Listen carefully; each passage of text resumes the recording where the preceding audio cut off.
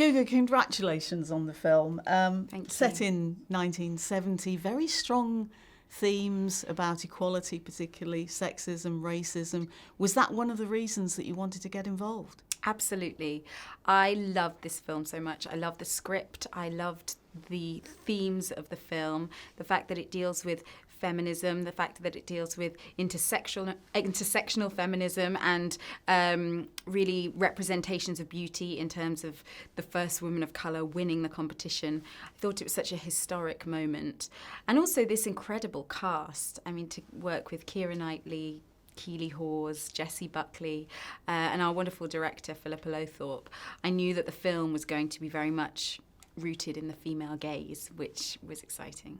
And you played Jennifer Hoston, who of course went on to actually win Miss World in 1970. What was it about her that made you want to play that part? Well, Miss World is just so iconic, and I think 1970 is an era I've never explored before.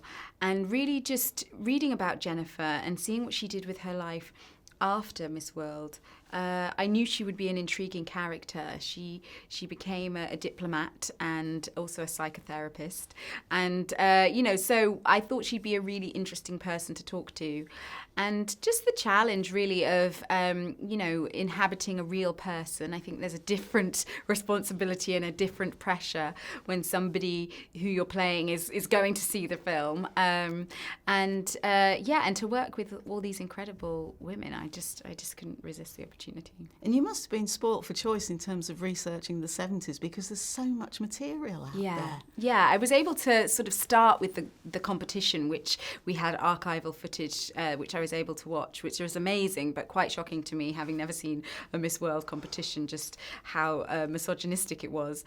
And also, going to Grenada, I had the chance to travel there and meet Jennifer there, listening to a lot of the music of the period, the Mighty Sparrow, we have a song at the end that he wrote for her as her homecoming song, listening to a lot of calypso music and working on the dialect.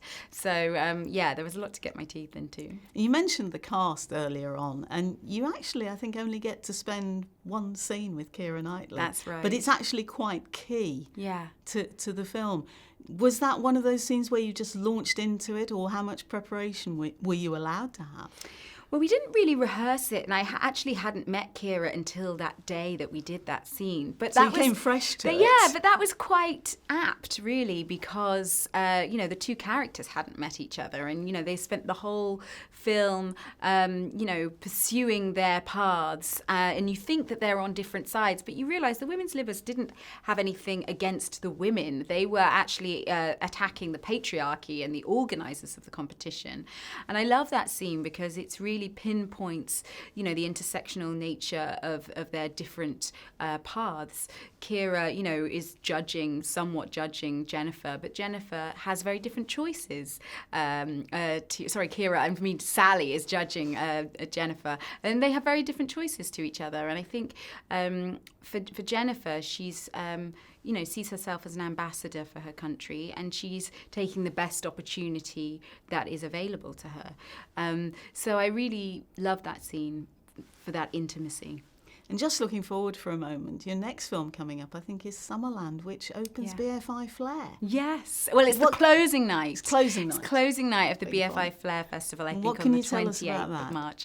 It's a wonderful film, directed and written, a first-time director, Jessica Swale, who I worked with on Nell Gwyn at the Globe, and also stars Gemma Arterton and a wonderful young actor called Lucas Bond. And it's a period drama with a modern twist, and a really beautiful love story. And I'm really excited for people to see it. It's set in England. We got to shoot in glorious Eastbourne, so there's some lovely coastal views and elements of folklore. And my character is from the 1920s, so another juicy period for costumes. Look forward to seeing that. Gugu, thank you very much indeed. Thank you so much. Thank you.